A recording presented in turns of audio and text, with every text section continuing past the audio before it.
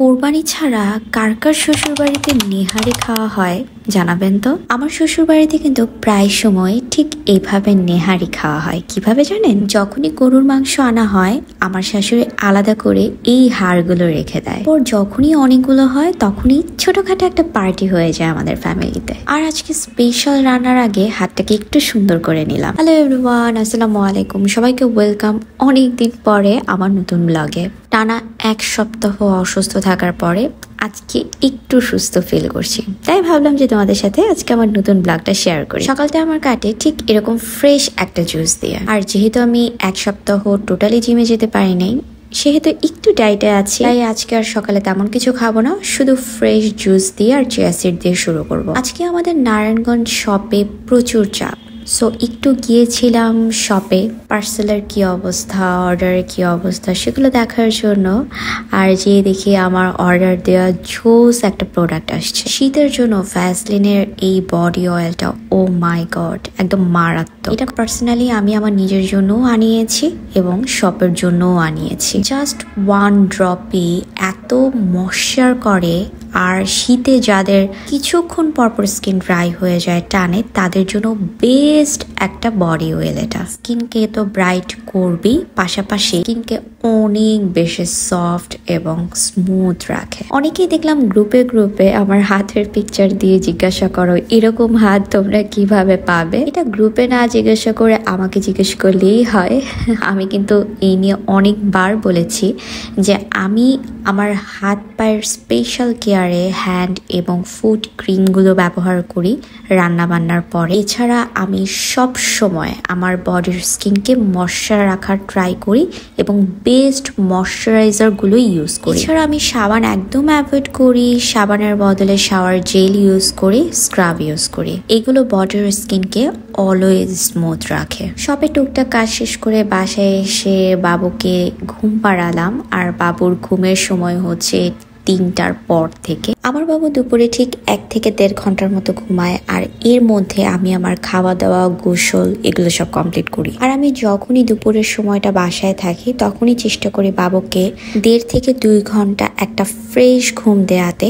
এতে বাবুদের ব্রেইনটা অনেক বেশি ভালো হয় অ্যান্ড সারাদিনে ডিস্টার্বটাও কম করে। আজকে দুপুরের আয়োজনে আমাদের তেমন বেশি কিছু ছিল না, মাংস ছিল আর লতি দিয়ে চিংড়ি মাছ ভুনা ছিল, আমার শাশুড়ির হাতের স্পেশাল রান্না। খাওয়া দাওয়া শেষ করে আমি গিয়েছিলাম আমাদের অফিসে।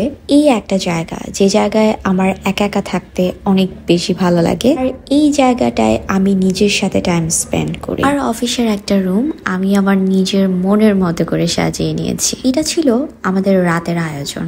আজকে আমাদের রাতের আয়োজনে নিহারি অ্যান্ড সাথে হচ্ছে নান রুটি। আজকের এই খাবারটা এত বেশি লোভনীয় ছিল যে মুখে লেগে থাকার মতো একটা খাবার ছিল। আমাদের বাসায় যখন একটু স্পেশাল রান্না হয় তখনই টেবিল সাজানোর একটা ধুম পড়ে যায়, আর আমার টেবিল সাজাতে অনেক বেশি ভালো লাগে। আগের দিনে টেবিল সাজানো বা নতুন নতুন প্লেট বের করে সাজানো, এগুলো জাস্ট মেহমান আসলে বা ঈদ অনুষ্ঠানেই ব্যবহার করার একটা প্রচলন ছিল, কিন্তু এখন যুগটা টোটালি চেঞ্জ হয়ে গেছে। যারা একটু শৌখিন মানুষ তারা সবসময় চেষ্টা করে নিজের ঘরটাকে একদম ঈদের মতো করে সাজাতে। প্রতিটা মুহূর্তেই তাদের জন্য স্পেশাল। আগের দিনের মায়েরা এই কাজটা একটু বেশিই করত। তার মধ্যে আমার মা ছিল। নতুন নতুন কাচের বাটি, প্লেট, গ্লাস এগুলো দিয়ে শোকেস তো ভরা থাকতো, কিন্তু এগুলো দিয়ে খাওয়া হতো না। এখনো আমার মায়ের বাসায় এমন অনেক প্লেট আছে, অনেক গ্লাস আছে যেগুলো ব্যবহার করাই হয়নি। আমার শ্বশুরবাড়ির পরিবেশটা একদম ডিফারেন্ট। নতুন নতুন জিনিস আনলে সেগুলো আগে ব্যবহার করা হয়। আমার শাশুড়িও নাকি আগে এমনই ছিল। আজকে যে প্লেটগুলো আমি বের করেছি এগুলো নাকি আমার শ্বশুর বিদেশ থেকে পাঠিয়েছিল বলে আমার শাশুড়ি একদম যত্ন করে রেখে দিয়েছে, ব্যবহারই করে নাই। আমি মাঝে মাঝে ভাবি আমাদের যুগটাই মনে হয় একদম শেষ যুগ, তাই না? যেখানে এরকম সহজ সরল বাপ মা ছিল যারা সংসারের ছোট ছোট জিনিসকে আগলে রাখতো। সোশ্যাল মিডিয়াকে আমাদের যুগের সহজ সরল মায়েরা জানেই না। তাদের সময়টাই কাটতো পরিবার নিয়ে, হাজবেন্ড নিয়ে আর বাচ্চা কাচ্চা নিয়ে। আমাদের যুগে এইসব স্পেশাল রান্নাবান্নাগুলো সপ্তাহে একদিন করা হতো, আর এই একটা দিনই আমাদের জন্য থাকতো অনেক স্পেশাল দিন। আমার ননাসের হাতে স্পেশাল এই নান রুটি যেই খাবে মুখে একদম লেগে থাকবে। এত নরম, এত সফট হয়। আমি এই মোটা মোটা নান রুটিগুলো 3টা খেয়ে ফেলি। আবার সাথে ছিল নিহারি।